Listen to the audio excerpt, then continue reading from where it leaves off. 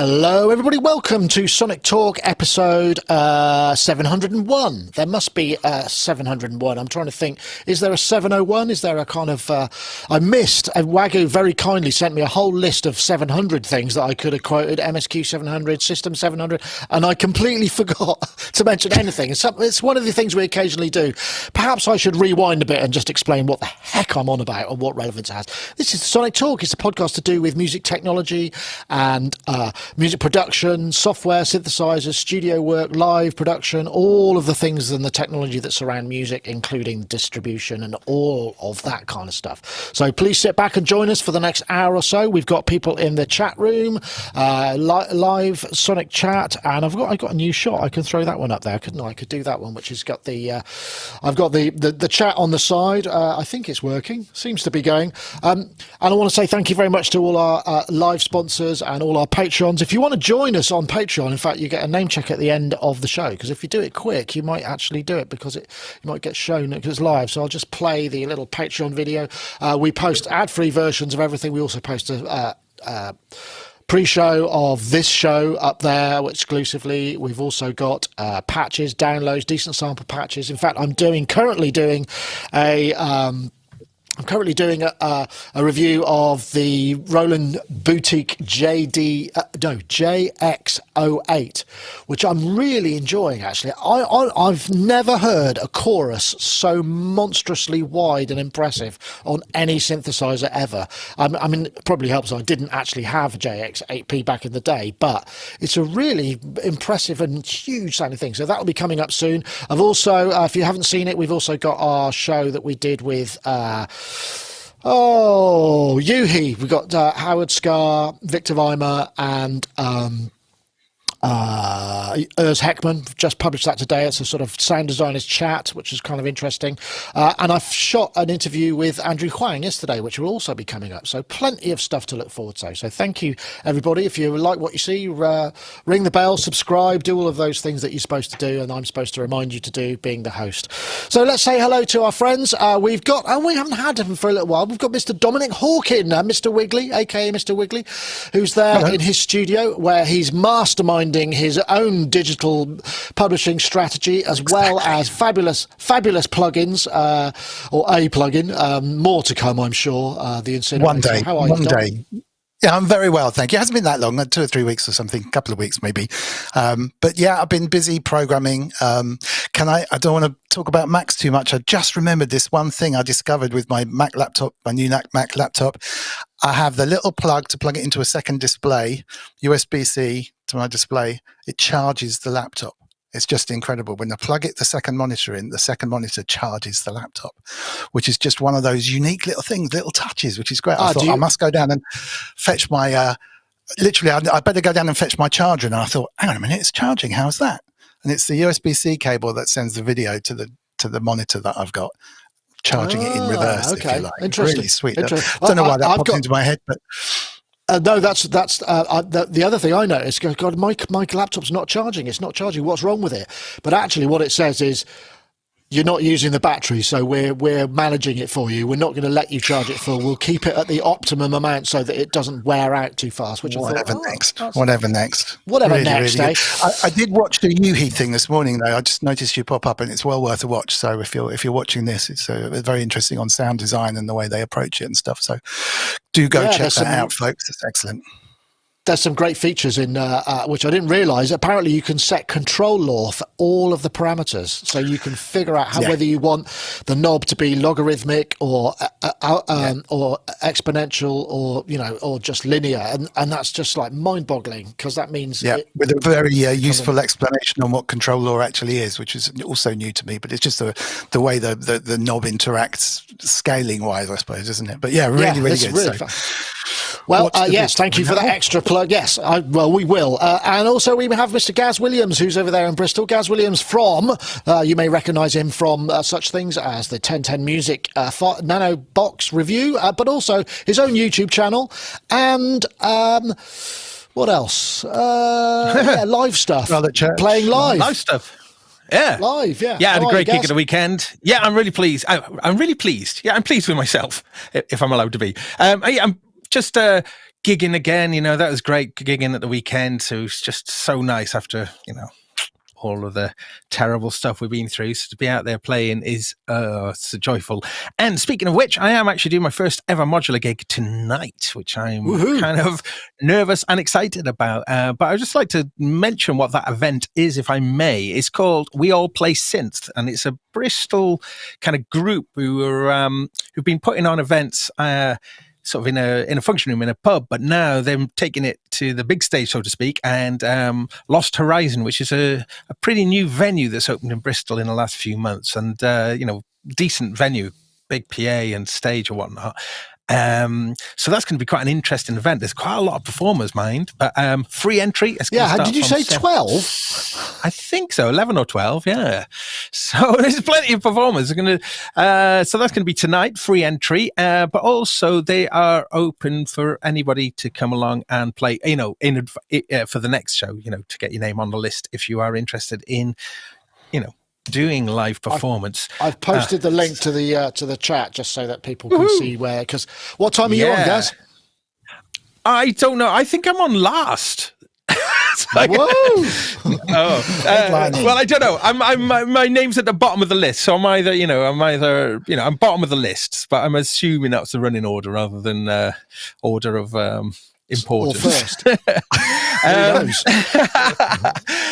But this is interesting to me because those of you who followed my kind of Eurorack dabblings, or rather failings, this is going to be quite interesting. I have been working with another person with Mr. Steve Davis, actually. We're going to be doing some gigs together, and I'm really looking forward to that. So I spent a little bit of time with him and getting this jamming, communicative performing thing going on. I'm loving that.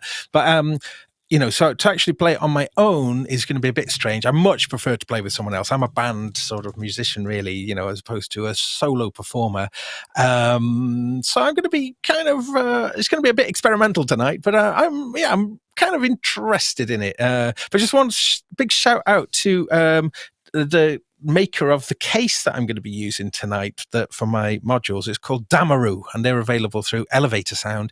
An absolutely brilliant, lightweight but metal, aluminium, strong case. And I mention that because when I went to Steve's, I went on a train, and the gigs we're going to be doing, we're going to be going via train. And now that's not such a big deal for some people. But for me, gigging has always been lugging massive amounts of equipment, needing, big cars or vans or whatever. So to be able to go in a kind of standalone way to a gig on the train is like, I'm really excited about that. So, this Damaru case. I could bring that up. Let's just have a look. I think I've got that here. Hold on, I can put you in the... let me just get you in the right spot. Oh, sorry. I think we're double switching. Yeah, interesting. I need to scroll down, don't I? So, yeah. They're brilliant. Right. Okay. That looks so nice. Strong and light, but also there's no branding on it, so it's very discreet, because for those of you who use modular grid, you get the rather embarrassing thing of it tells you when you've put all your modules together, it tells you how much all the modules cost, which is kind of nobody needs to be reminded of that stuff. Exactly. However, what's nice about this case is it's pretty discreet and it's pretty small. And I took it on the tube. I had to do about 3 different tube stops and stuff, and I felt really all right about it, as opposed to being overburdened with stuff. Man with modular case and beard. It's just like I can't. it's not on a train. No. Actually, if you'd been on a unicycle, then that would have been the creme of hipness. I'm not. You don't look anything like a hipster, Gaz. So I'm not saying, but it's just the description, isn't it? I'm the king of hipsters. I invented hipsterness, so I'm not actually a hipster myself, but they're all followers of me. So I think I'm the style icon. I'm the style icon. Yeah, nice. The style icon. Well, we've got two potential titles there. I might put style icon in as a possible there. Style icon and modular headliner, possibly both. Maybe it'll be modular headline style icon. Anyway, let's get on to some topics. Let me just find the right window. Yes, this is interesting, or maybe not. We'll see. Recorded at his home in New York City, this is Philip Glass's beloved piano. His primary instrument for over 30 years. Discover the unique sonic personality of this baby grand with a range of sounds. This is what it sounds like. And because creativity shouldn't be complicated, we've made it into this. And best of all, it's free. Yeah, that's the Spitfire audio usual thing, which is kind of cool. The Labs thing, this is interesting. It was his 85th birthday. I think he was 85 either yesterday or Monday. Obviously, it's interesting. Philip Glass is such an iconic figure. And I'm trying to think of a contemporary modern composer, possibly Michael Nyman, maybe those two. They both kind of became almost like rock stars. It was kind of very trendy. They were recognised. It's that crossover between that and classical, but their own works, obviously, both quite systemsy. I think not, is Nyman considered to be? Yeah, he's a systems, early adopter of systems music, which was a kind of polyrhythms on polymeters and kind of opposing rhythm. But yeah, this is the Spitfire Glass piano. I mean, I don't know whether they're doing another version which has got more stuff, but it's got a bunch of different presets in it. I'm just trying to remember now. It's got Glass Grand Soft, Anthem Flow, Metamorphosis, because it's got various kind of reverbs and whatnots in it. I don't know how they keep doing this, but it's a brilliant piece of marketing, and I think I'm going to have to go back and get this. This and soft piano are probably going to be my favourite ones. Anybody care to comment? Yeah, agreed. Huge Philip Glass fan. Yeah. Oh, sorry, go on. I should have introduced. I thought the delay is a bit transatlantic. Go on, Gaz. Sorry, carry on, Gaz. Yeah. One of the most influential composers, musicians in my life, and what an amazing musician. And happy birthday, Phil, 85, and they're still active, so brilliant. But he's just such an iconic musician. First thing I ever heard by him was Einstein on the Beach, which I'd never heard anything like it. And it just really changed my entire, it changed my entire appreciation of music, I suppose, such as his influence. And then seeing Koyan Esquartzi and... but I did actually manage to meet him once as well, which is a big thrill. I don't think he was particularly pleased about it. He wasn't very pleased about it. You seem to have have a lot of stories about people who aren't very pleased about it. I mean, Rick Wakeman, didn't you have a story about Rick Wakeman? I mean, it was more that you blew his gaff rather than he wasn't pleased to meet. Yeah, but this is an astonishing thing to be free, though, isn't it? I mean, this is Philip, a multi-sampled piano being free is one thing, but it being Philip Glass's personal piano that he's composed on almost, it's his principal instrument for 30 years. That's astonishing. So, I mean, what is it? I mean, are they going to bring out like a super multi-gig version of it? It seems just too good to be true almost. But, as with all of the Labs plugins, the interface is simplicity itself. You have virtually, about 3 controls, maybe something that controls amount of reverb or the decay, maybe. I'm not even sure, but that's almost by the by. With its Philip Glass's piano, you want it to be as close to Philip Glass's piano experience as possible. But wow, fair play, Spitfire! What a gift to the world, Yeah, it's absolutely. amazing, No, I think it's brilliant. I mean, it's actually I thought I was trying to find out what it was, and it's not listed anywhere. And I looked in one of the photos, and it's actually a Baldwin Baby Grand, and it's in his flat in New York. I guess he's got a flat. Everybody has a flat in New York. Not many people have houses. So yeah, that's what it is. I know, Dom, have you tried any of the Lab stuff? I mean, some of them are great. I mean, it's almost like that kind of high micro sample that just happens to capture the essence of whatever it is. It doesn't need to be huge.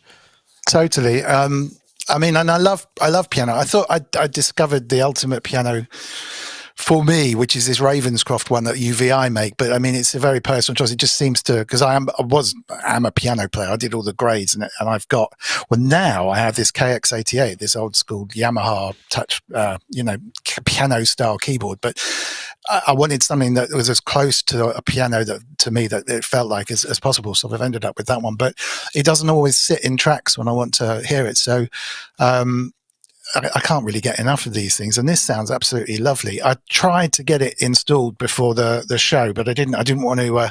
It got a bit close. I didn't want to reboot and install it at the last minute just to try it. So, but I mean, they should be charging for this. I mean, the Spitfire stuff. I say they should be. Please don't charge for this because it's an absolutely wonderful gift, as Gaz says. And I mean.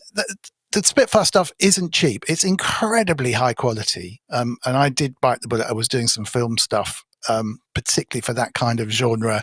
And I bought a couple of packs, and it's like, it's quite a lot of money there. But they are incredible. And it's a really nice thing for them to kind of give back in this way. But I think up until now, most of the give backs have been slightly quirky, perhaps not so usable. They might be great for one thing, but they're not your standard stuff. And you've thought, well, that's really nice, but maybe they didn't want to include that in the main pack, so they're giving away. This is a hardcore main instrument that you can use for entire tracks and stuff. It's brilliant for them. They're really, really nice. And it uses the same. I mean, they've got their engine and their sampling down to a T now, haven't they? I mean, it is really their time, has been for the last year and a half, where they've just exploded into maybe a more mainstream market away from just the film composers and that kind of thing, and crossed over into just a massive market by themselves. So full marks. And yes, it's kind of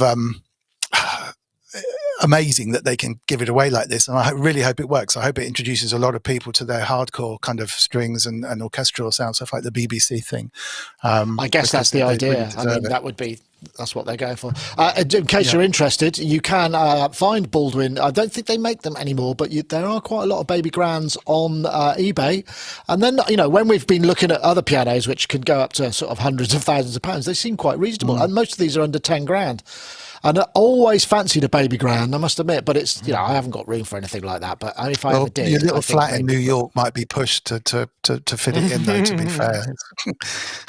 Yeah, I suppose so. I haven't got a little flat in New York. Maybe if I got one, then I'd have to get a baby grand. Or maybe if I got one, I'd probably be able to afford a baby grand. So, yeah, true. Maybe that's it. Okay, I'm just going to buck with tradition and bring in a message from our friends over at iZotope. I want to tell you about their subscriptions. iZotope Producers Club is a one-of-a-kind membership for producers ready to take their tracks to the next level.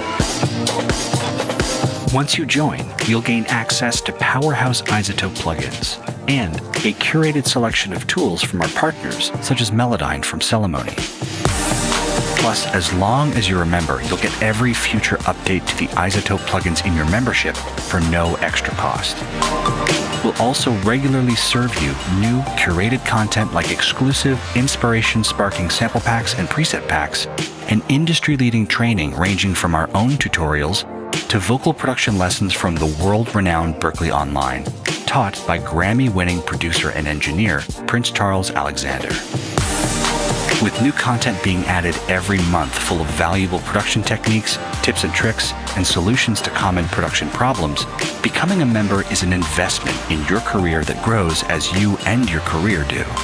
For more information on iZotope Producers Club, head to iZotope.com. And once again, we thank iZotope for their continued sponsorship of the show. And if you remember, if you go to iZotope.com/Sonictalk, there is, in fact, a special landing page where if you buy anything, you use the code SONIC10, that's Sonic and the number 10, you can save an extra 10% on everything else that they do. I mean, not subscriptions and not hardware, but all the other software products, which is very handy, and you can get some real bargains there. So once again, we thank them for their sponsorship. And I think we had looks like we've had a super sticker. Is that a super sticker or a super stat? Thanks, mate. Wagyu. That's very kind of you, dude. Right. So let's see. Oops, wrong button. That'll learn me. Go, you do it, Andy. If you press the super sticker button and then it will go away. This, for those of you who wonder why, Andy is switching this live remotely, which is actually pretty cool. So I'm trying not to touch anything. Okay, so what's next for our topics? Let's have a look. Well, of course, just before this came out sort of after our show last week, and this is the news of the Nanoboxes, which are from 1010 Music, which me and Gaz actually reviewed in a twos up. This is getting a bit meta because we're both remote and we're both doing a twos up remote that I'm playing. These are the new. I won't play. It's great fun review. We've got the Lemon Drop, which is the yellow. I should have brought it over. I've got it. A tiny little thing, which is the size of a small K-oscillator. It's a granular 4-voice stereo instrument, which is actually seems to be the one that people are really gassing after, even though it's only got 4 voices, because it's that sort of access to granular synthesis. Whereas you, Gaz, you had the Fireball, which is the bright red one, which I think you've got in your hand there. Yeah, very vibrant. Vibrant.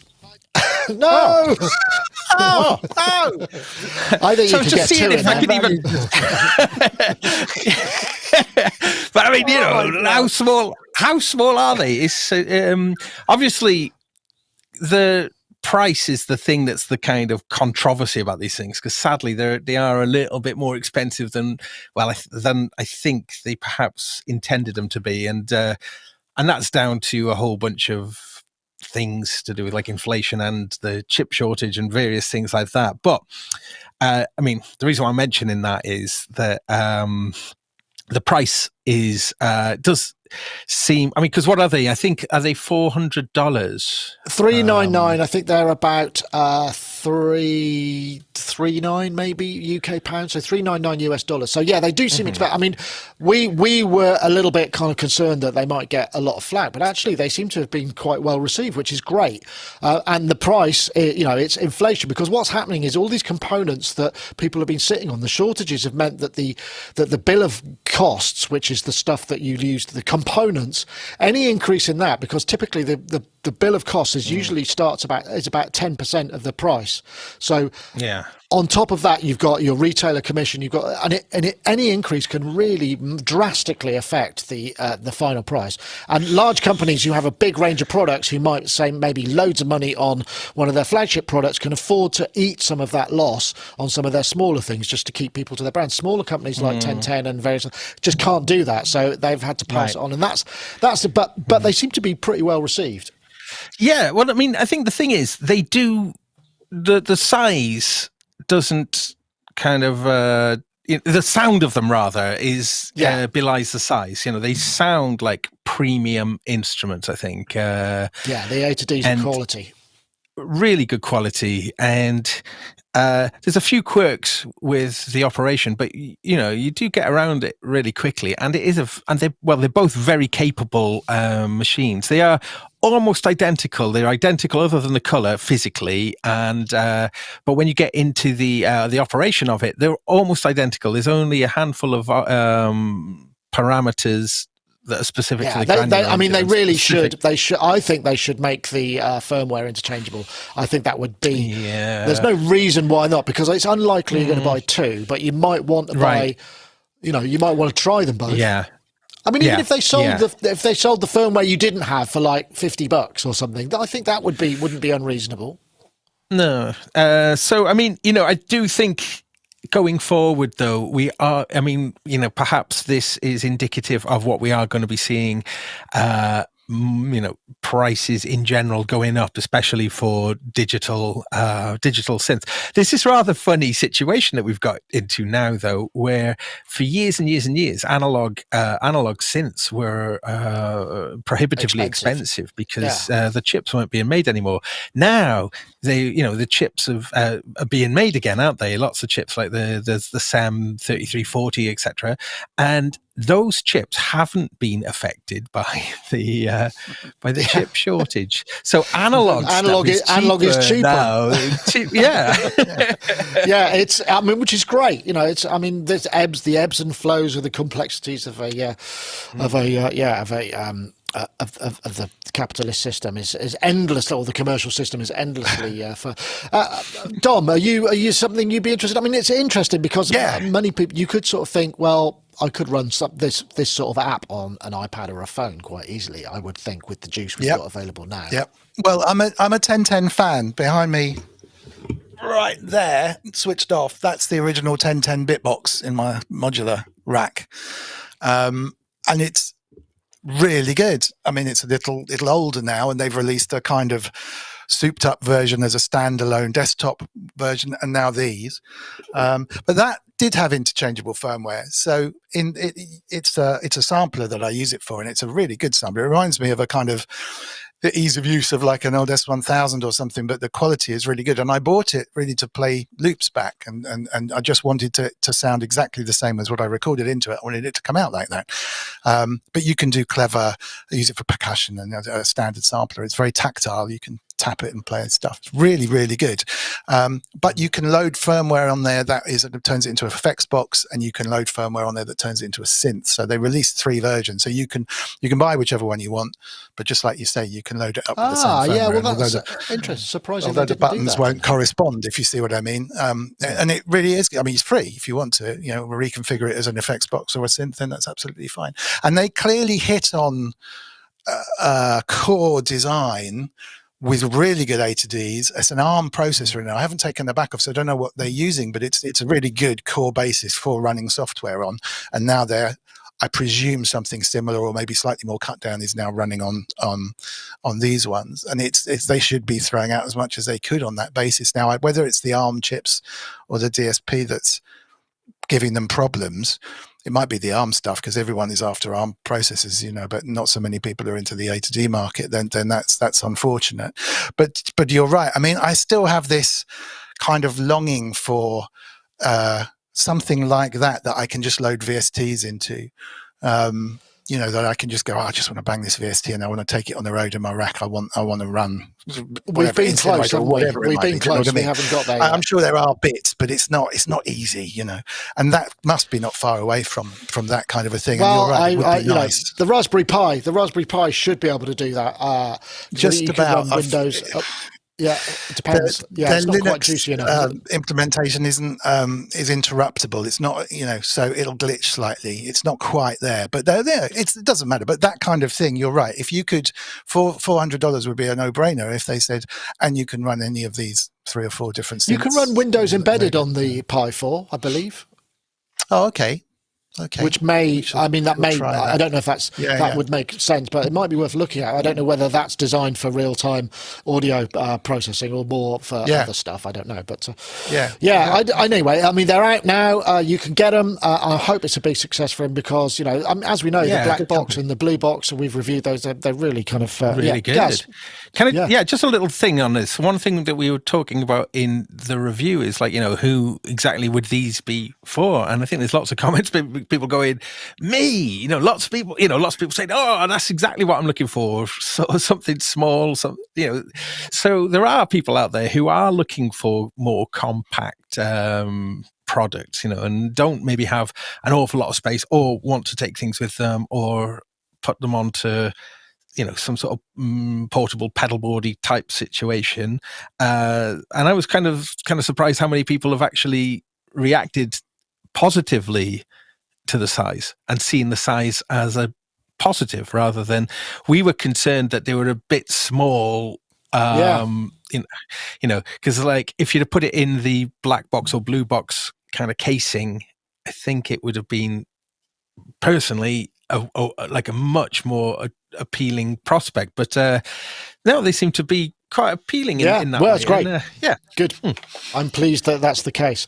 Okay, right. Well, let's see what have we got next. Oh, this is interesting. I'm not quite sure what to make of this, but this is I think this is an interesting. This is a plugin which is very interesting, because Effect Grid will basically turn any plugin you have into a multi-band plugin. But not only that, it will also let you build plugin chains like Wave's Stereo Rack, but it uses the effects you already have. The plugin. Right, that's the extremely enthusiastic White Noise Studio, who's done some really good stuff, actually. And this is the only video I could find on this. This is the effect grid. And it's an interesting idea. It's a multi-band plugin. It allows you, let's see if I've got it here. Yeah, it allows you effectively, you've got nine slots, or nine grids. So at the bottom is quiet, the middle is loud, is medium, and the height at the top is high. Then we've also got low, mid, and top. So you can change the dynamic range split. You can change the frequency split. It's also got a separate bus outputs for each one. You can put, I don't know, it looks like 3 plugin instances into each one and process them separately. There's some really good demos on there. I think the White Noise Studio does a brilliant demo where he just basically takes the snare from a stereo loop and sends it to reverb, and it just works absolutely brilliantly. It just seems like it's a thing now, isn't it? Because we've had these kind of frequency division stuff. We did the review of I've forgotten the name of it now. Owen Palmer did a great review for us. I've forgotten the name of it, but there's also the what's the other one? The split EQ, all of that stuff. This is really interesting. I'm Gaz. I'm thinking. You're into mastering. Is this the sort of thing that you could kind of see being useful more than what you already use? Ooh, for mastering, I don't think so. Purely because with mastering, I think it's all about having. Well, for me personally, a limited range of options and just working very, on very specific things. This, I think, is maybe a bit too creative for that particular purpose. That being said, though, it's a really interesting thing. I can see it being especially interesting for processing guitars. It brought to mind a little bit Plugin Guru's Unify plugin, just in that way of being able to kind of creatively build single patches out of lots of different plugins. And I guess the key thing about this is, it's essentially a plugin host, isn't it? But it puts things into those specific places, volume or tone. I think as a guitar processor, I think that's got huge potential. I don't know if if it does real time. I don't know if it'll handle real time. I think that might. I'm thinking of. I'm meaning from a production point. In post, as a production thing, just for making a single guitar just enormous by having it doing all sorts of things across the whole frequency spread. Really interesting. And of course, something like this, if you've got however many plugins you've got, this just makes your plugin collection. Wow, it just makes it infinite, doesn't it? The amount of possibilities that you could have. Bass guitar, I think, that's another that could be really good for processing it, and just out of really tightening and boosting the low end. So you got really solid low end with, compressing it and that sort of thing. And then making the harmonics and the higher end of it, maybe with some panning and with some, and all sorts of things. Mid-side. Yeah, interesting. Yeah, really, really good. €45, 15-day free trial, VST, AU, and AX. I know, Dom. What do you think? I'm wondering about how you could calculate the latency, because can it calculate the latency of the latency inside itself? Because it's very meta. Yeah, that's the only thing I'd be concerned about is phase differences as you're playing with filters across a different thing. I mean, not tried it. Hopefully they've sorted that. Be very easy to check, and you can sort that stuff. But if you start putting a lot of different filters on there, then anything that introduces any form of latency, then you might end up with a bit of phasing trouble. But I mean, it's neat. You do the same trick frequency wise by just I've done it before. If you want to just add reverb to the top end of the snare, then you can just put it to 3 groups, have the same signal to 3 groups. Split the channels, split the channels, EQ. So this is, it's a nice, cool, easy way of doing it, but not leveled. You'd have to really mess around with your kind of noise gates and stuff to get the levels. So I can see it taking up loads of time and going around in circles and not getting anywhere if you start fiddling with it on everything as a creative kind of rabbit hole. particularly with loops as well, you can use the level to pull out like a little snare here, or that's a really nice one. But I can also see myself saving some sort of presets in there. So, putting the de-esser in only on the loud points, perhaps, of a vocal, and making sure that the reverb isn't on the bottom end. I just want it on the middle and the top, and that kind of stuff. I can see it kind of working quite nicely as a starting point, as a tool. But like I say, I'd be a little bit concerned as to latency and everything. But if they've got that fixed, it's a really neat idea to combine the two like that. So I'm liking this, and it's cost effective. And €45 is very reasonable. So if anyone wants to check it out, Effect Grid. The only thing that White Noise guy said was there was a little bit of he had a couple of issues with crashing, but I think it's an early version. Maybe not. Maybe he was overloading it. I don't know, and I don't know what DAW he was using it in. But overall, I think he was very impressed with it. Okay, right. Well, I think we'll probably just have a quick word from our friend. Well, as we've Yuhi, this is one that they want to tell you about I'm going to tell you about the Metaphorium. And there seemed to be a lot. I just did a voiceover on the video for this section. I haven't actually done an ad for them or anything. just check. This is Yuhi Metaphorium, a 220 plus strong sound bank for Hive 2.1 that has been custom crafted over a period of 2 years by Howard Scarr, Victor Weimer, and also Urs Heckman himself. The bank was originally commissioned as a custom set for composer Johnny Kilmeck for the projects he had coming up, including a secret film. That film turned out to be The Matrix Resurrections. As Urs Heckman was one of the patch designers, features were added to Hive 2.1 to allow the creation of the new bank. Pretty cool. The soundbank is available via yuhi.com, priced at €39. Use the URL bit.ly/talkmeta. And like I said, we've also just published we did a talk with Urs, Howard Scarr, and Victor Weimer, who were the three sound designers behind that sound pack. And there's a patch flip video that I did. Thank you very much to them for their support. Okay, what's next on the list? Gosh, oh yeah, who doesn't love a massive reverb, eh? I certainly do.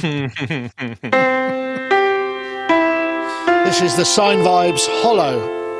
Sine Vibes, actually, they're like one of the sort of DSP superstar kind of gang. They've done some great stuff for. They've done some great stuff for the Korg range for their little DSP on board. They've also did the effects algorithms in Dreadbox Typhon. And this is just a massive hollow reverb. I think it's 24 delay lines, 32 filters, and a feedback matrix with as many as 256 connections. Interestingly, they're using the M-Tron Mark II in this. They can all sound a bit the same, these kind of massive reverbs. There's some really nice thinner versions and sort of, I don't know. Am I just out of step? Are we starting to go back to like no reverb or very short reverbs? I don't know, guys. Are you going to be using massive reverbs in your modular gig tonight? No, not a little bit, but not big massive reverbs. Well, it's quite a big. I don't know. But I mean, like that. You were saying though that a lot of these reverbs sound the same, and when I heard that, I thought, wow, that doesn't sound like any reverb I've heard before. Yeah. So I think this has got a very unique tone to it, and it's one of those wonderful things, isn't it? Those kind of reverbs. So you can put like a Casio VL tone or a stylophone or something into a reverb like that, and it just sounds beautiful and monumental. I know, that's the thing, isn't it? Yeah. Kills a lot of time in a composition as well. How much is this? This is quite affordable as well, isn't it? Oh, gosh, it's, let me see, $39. I mean, right. Most of their stuff is. I mean, they do sell sort of custom oscillators and effects algorithms for the Minilog and the Monolog, the stuff that has the little DSP stuff in it. Yeah. So, I mean, like, Valhalla and Eventide, with the Black Hole, they've kind of really owned this thing. So, and have been incredibly popular. So I'm guessing that this is going to be really popular too. Beautiful for ambient kind of things. beyond ambience, I'm not particularly sure what else you'd use these things for. But to be honest, there is one of those things, isn't there? Just bathing in the beauty of these things at home. It's just not. It's like it's for your own private enjoyment, isn't it? You can just kind of noodle away and just lose yourself in the zone. Love it. Nobody ever has to hear it. It's just for you, you know. And who wouldn't want to spend? I mean, $39 on something that that just gives you pleasure is really not very much to spend. Brain massage. 39 quid for a brain massage. Yeah, well, that'll do. I don't know, Dom. I'm not sure how you feel about massive long reverbs. You sound like the sort of person who, you write songs and stuff. You haven't got time to wait for the reverb tail to end before you get to the bridge. Exactly. Well, I don't know. I mean, couple the free piano from what's the faces. With that, you've got a really good Spitfire. Yeah, sorry, a really good team. But yeah, I mean, I think we really ripped into Bloom reverbs last time they were mentioned, but Ty was on, so he kind of inspired, stoked the fire a little bit.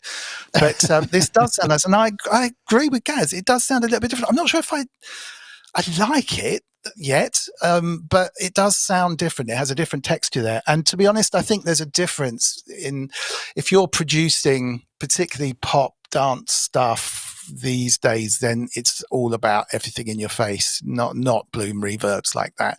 But if you're playing live, ambient, modulary kind of, just 2 or 3 sound sources, clearly something like this can make the simplest of synth bongs sound beautiful, and fill a big gap. And I think that's where the difference is. I mean, when you're doing sleep music and stuff, this stuff's all over there. And adaptive herb was my weapon of choice then, but it's huge. Ooh, wow, okay. Kind of top processor draw. hog. Yeah, but I mean, that's what got me into it. A huge processor hog, and it sounds amazing.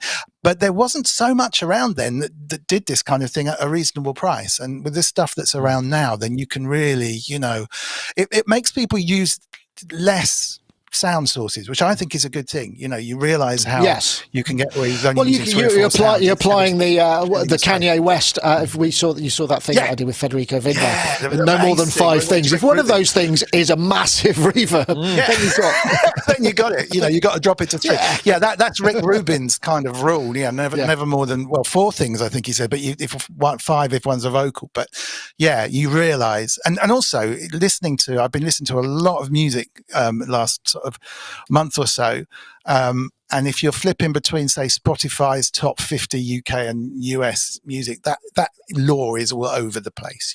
Everything sounds punchy and live. There's very little going on. Really clever production if you're into that kind of thing.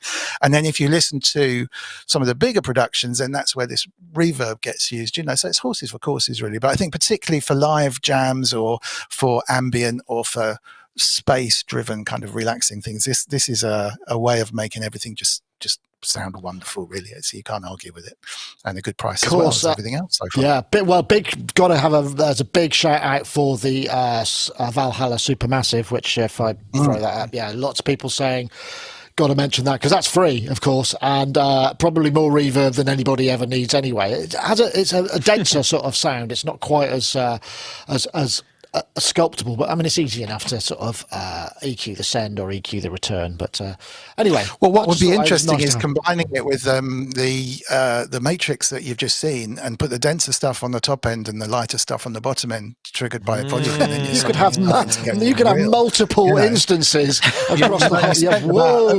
Wow! You've got a piano, a reverb for free. You've got the matrix for whatever it was, and this for $49. You've spent less than $100 on something that's probably going to blow your headphones apart by the time you pan it. Yeah, imagine. You could have like 18, what's that, 3 9s are 20. You have 27 instances of Supermassive or Sine Vibes Hollow on one instance of the effects grid.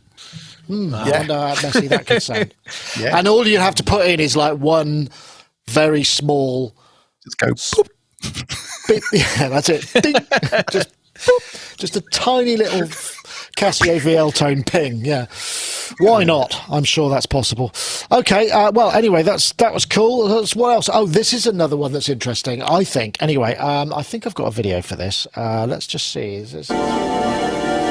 Yeah. Now this is something called mLFO.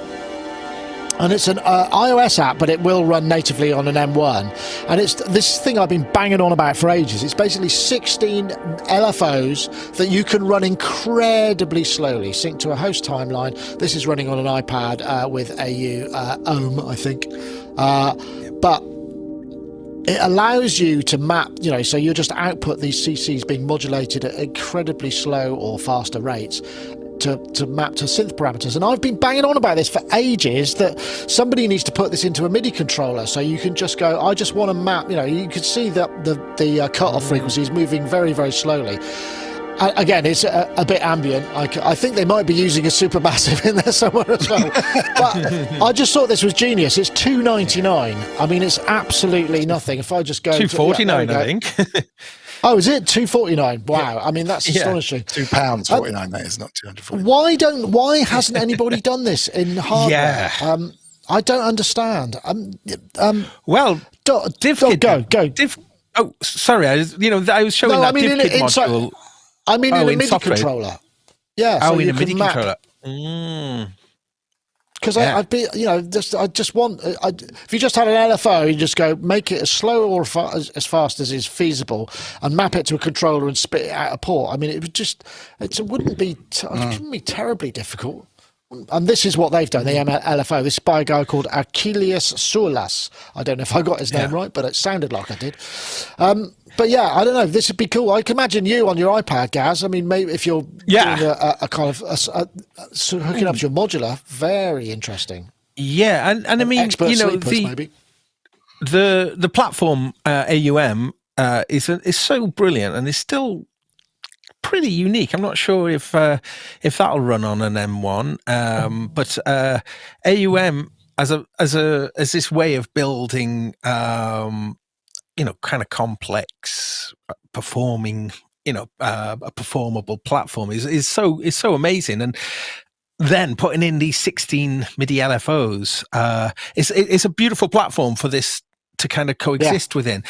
People have been asking for something like this in Ableton Live for years, just sort of independent LFOs. I think it does do them. Yeah, no, there are definitely things in Ableton Live now, and it's certainly in since 10, 11 actually, isn't it? They put there are things that you could just map an LFO and you can just map it to particular parameters. Right. I don't know how, but it's part of the kind of the building blocks. I think that what I like about this, I mean, the other thing that this does is you can re-trigger them on note ins, and you can assign the notes so you can have them kind of firing off or starting. It just looks like a kind of cool thing.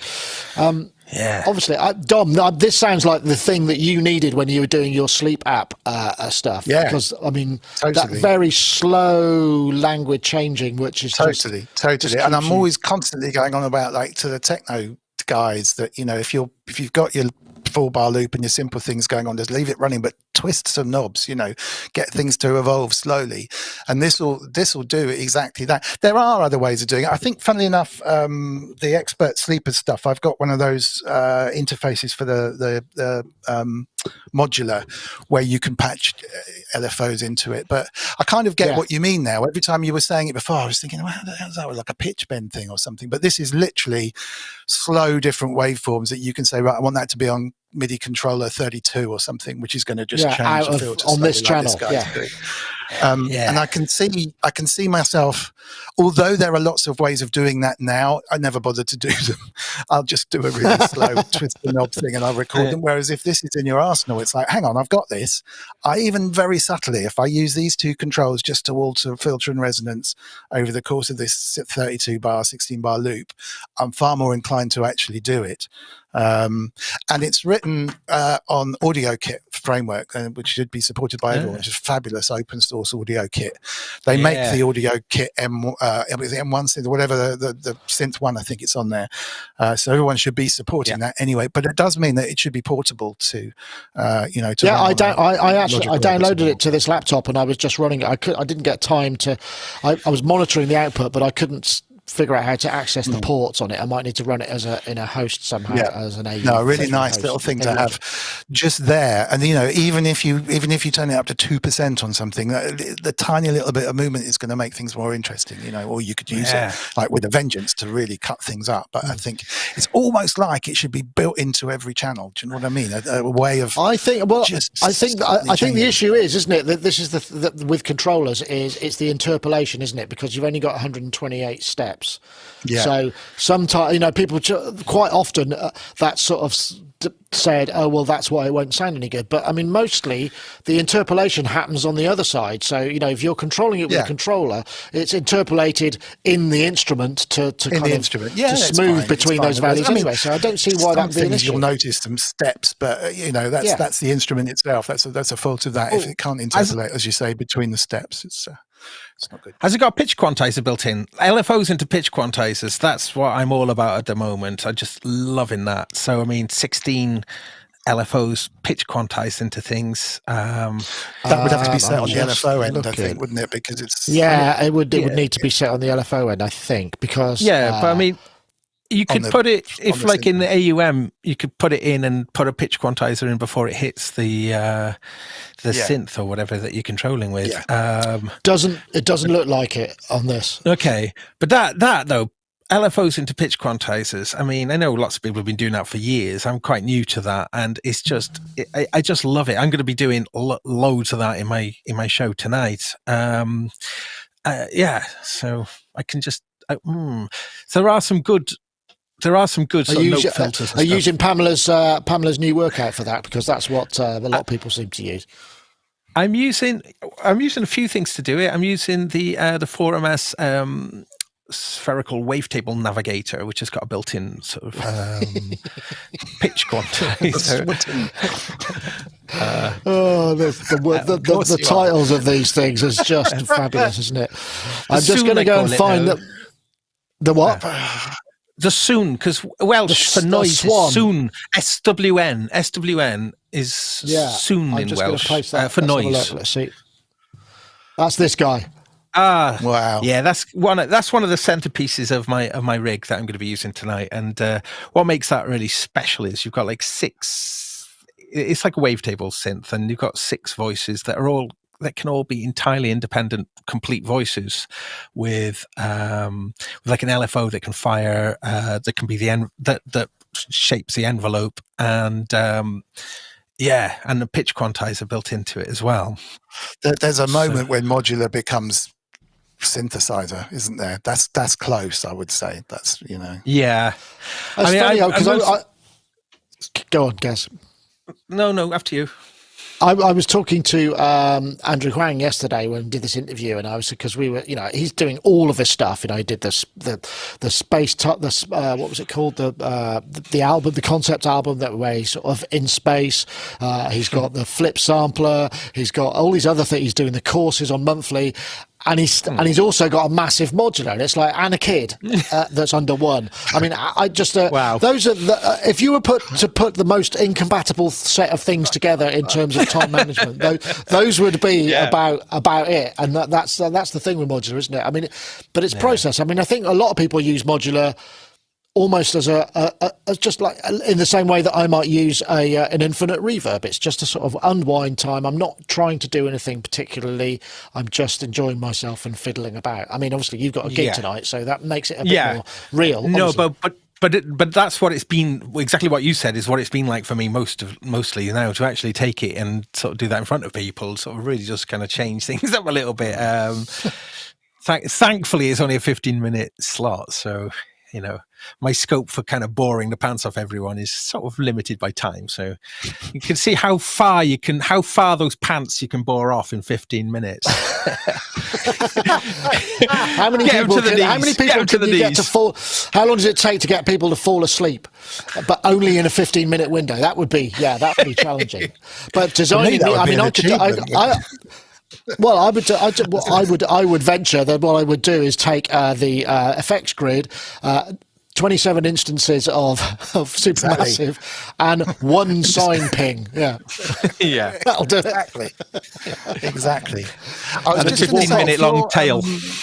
if your big deal is LFOs into pitch quantizers, mine is PWM modulated at audio rates, which is new to me. So you can get some really cool the funny you should say that. Wow, look at him go. I'm so glad that Dom's here. He's keeping me on track. So this has been in the topic list for a while. I'm going to play this now, but this, my friends, I think is how one runs a modular company and shows people how good your stuff is. This is AJH Synth. They do a patch of the week, and this one they just do what they've done is they've basically taken PWM and run it at audio rates, and it's has a very unique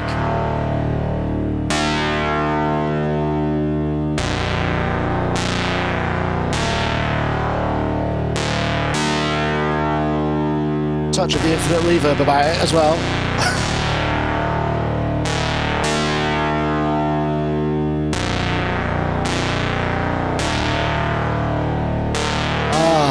Sorry, I was getting lost. I was doing that thing. So basically, this was using the AJH synth modules, which do sound fantastic. In fact, I know quite a lot of people have used them to sort of build before more of the hardware Minimogs were kind of available. They would make their own Minimoog out of the AJH synth stuff. And Alan is he's a total synth nerd, lovely guy, and really into the details. And I just thought this was such a brilliant idea. And they've done it really well. And for me, it's like, well, if I was making modular, that's what if somebody said, what shall we do to market our stuff? I'd say, do what they do. Just do these really compelling demos and showing just how great the stuff is. But yes, Dom, you said that you were keen on trying this out. Partly because of that video, actually. And honestly, I know that was smooth, but I'd forgotten that was why I triggered it. It was when I was watching this, and it was like, oh, that's a really good idea.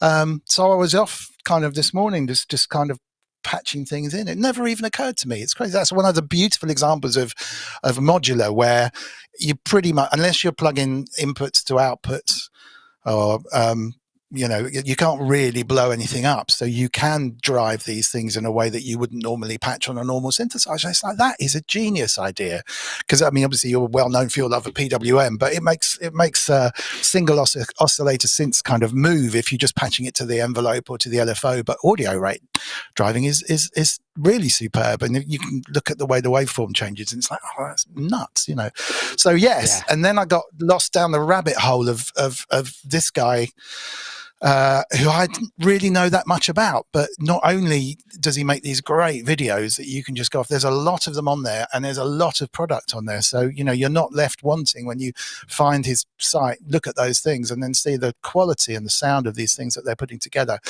He's been around a long time, hasn't he? And I don't think he's making the videos, but but the guy behind there's AJH, a great library of stuff there.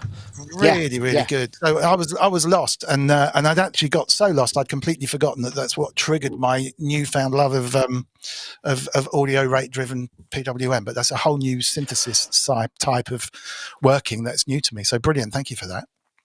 Well, you're welcome. One other thing that I did, just while, as an aside, before I come to you guys, the JX8P does not have PWM. I couldn't believe it. It's got very limited waveforms, but still can sound really good. But I did find if you take two square waves and then you sync them and then you modulate the pitch of one very slightly, you can get sort of simulated PWM. It's not the same thing though, Gaz. PWM featuring in your synthesis bag of goodies? Not massively, because I think in a way when I started doing the kind of modular thing, initially I was thinking it was being much more building things fundamentally, like doing this kind of stuff.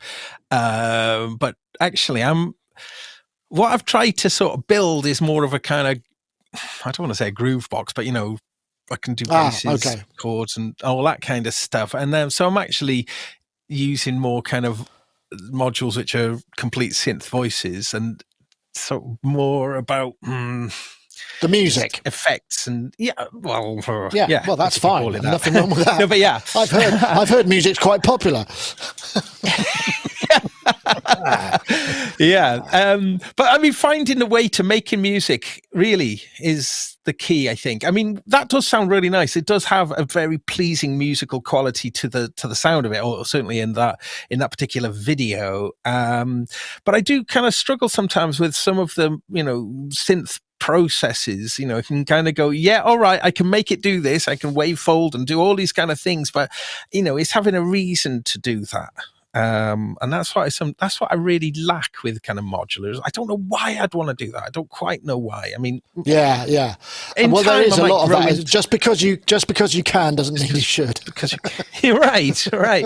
Yeah. Oh, there's a possible title. I'm going to write that down.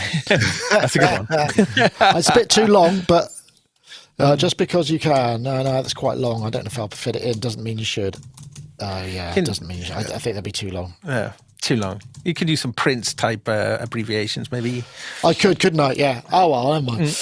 Okay. Well, we're kind of just because you could, you shouldn't. Yeah, you shouldn't. Yeah. Don't. Maybe I'll just abbreviate it down to don't. Yeah, just don't bother.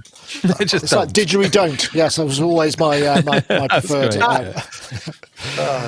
Okay. Well, we do have a couple of picks for this week.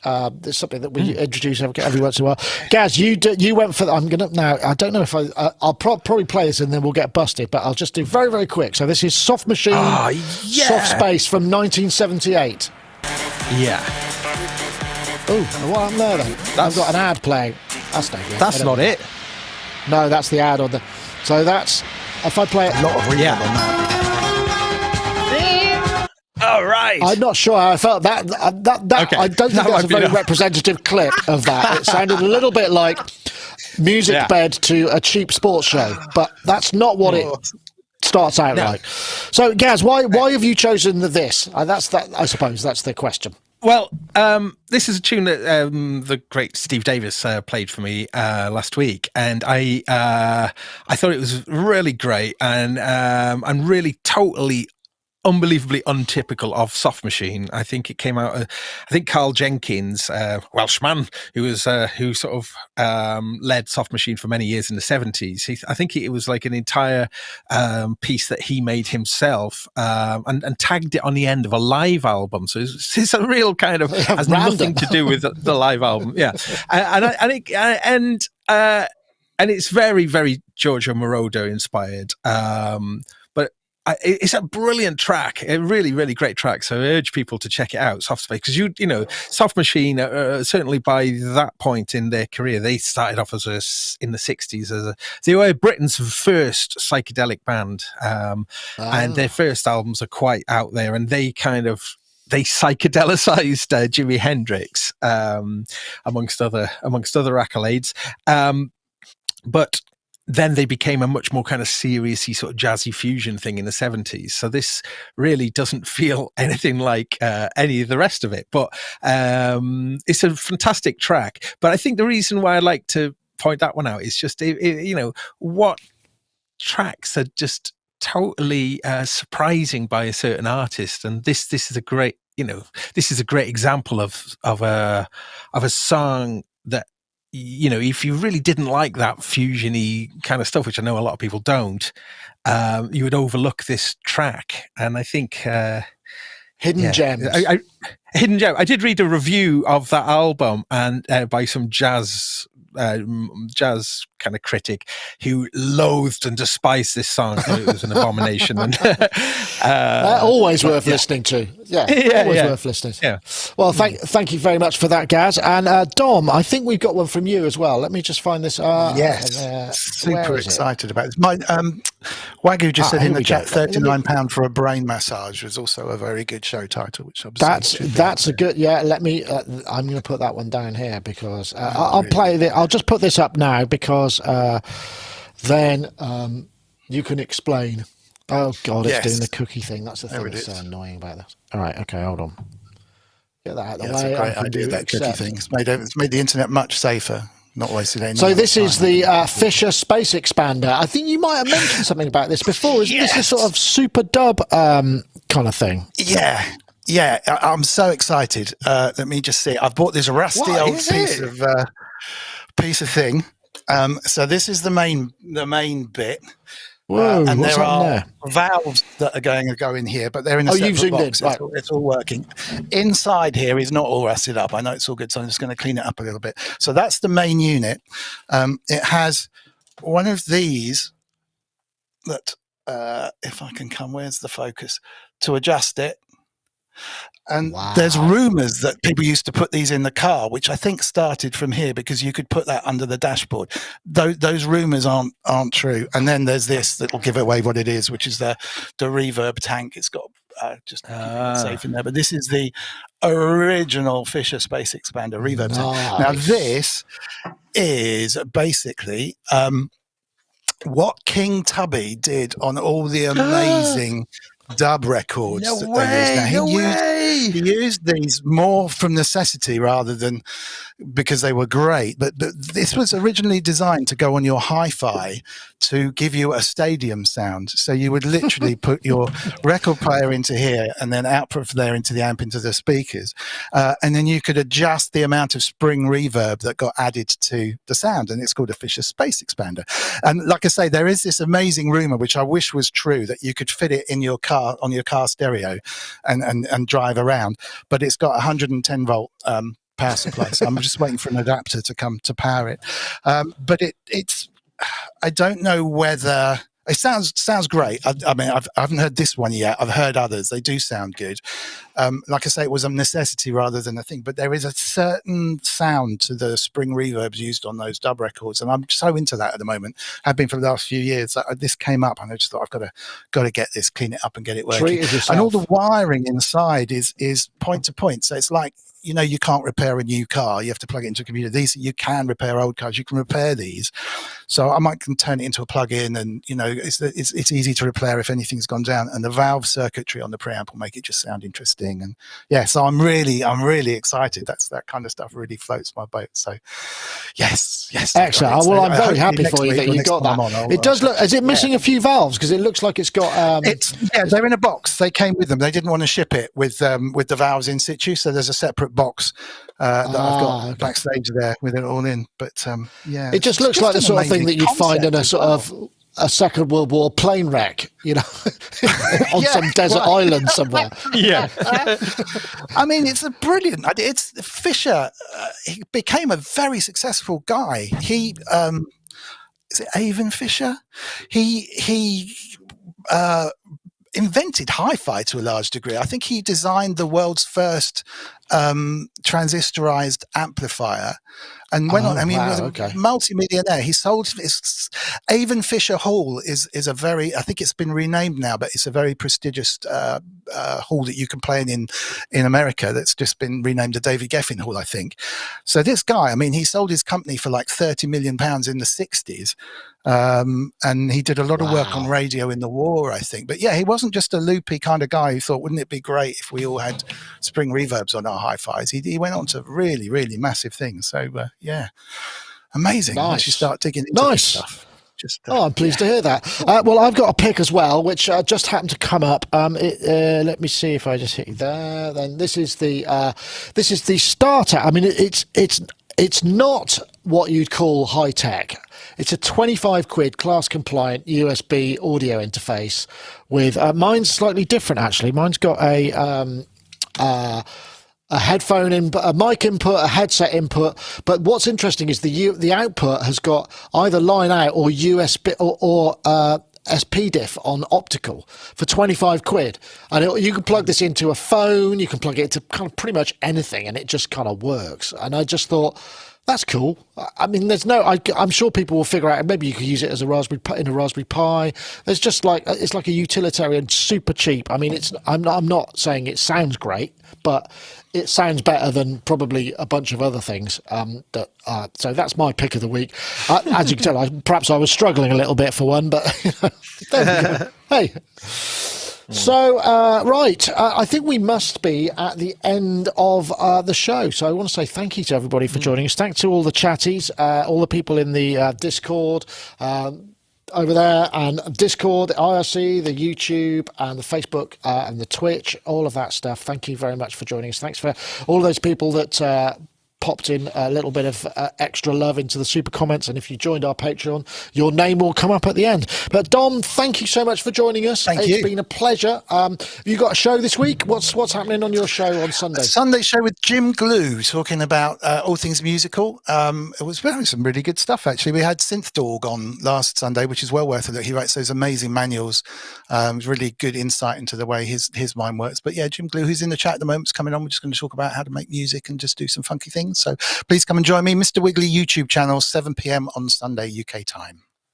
Absolutely. And I suppose, Gaz, you won't be actually doing your show tonight, because you're actually doing a show, a real show. So that is Lost Horizon from 7 p.m. tonight, Bristol. Free entry.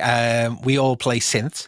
If you can't make it tonight, but it is something that you are interested in maybe coming to or even performing in, there's a Facebook group. And if you're, relatively local or wherever you are, so if you can make it, come along. But if that sort of thing doesn't float your boat, I'm playing with my surf band Rumbelows on Saturday, which is like, the stark opposite, I guess, is the really raw instrumental guitar surf music at the Harbour Side, and that's a free show Saturday in Bristol. So come along with a vengeance for the gigs. Nice. Yeah. Nice. So yeah, brilliant. Definitely try and stream your gig on the phone tonight, though, if you can get anyone to do it, because there's loads of people in the chat asking to, even if it's a dodgy phone stream, it'd be great to see it. Oh no! Well, yeah. Okay, we'll see. I'd like to. We'll try. I'll try. Lee might be coming along, so if Lee's in the chat room, maybe he could help out. Cool. Lee Kemp. But yeah, brilliant. Cool. Okay, well, that's it for this week. Thank you very much, everybody, for watching. Thanks to our sponsors and all of you lot out there for showing, and all our Patreon supporters are much appreciated. So without further ado, we'll say goodbye. Thank you very much for watching. I'll do a quick 4-up. We'll see you all. Take care. Woo-hoo. See you next time. Bye.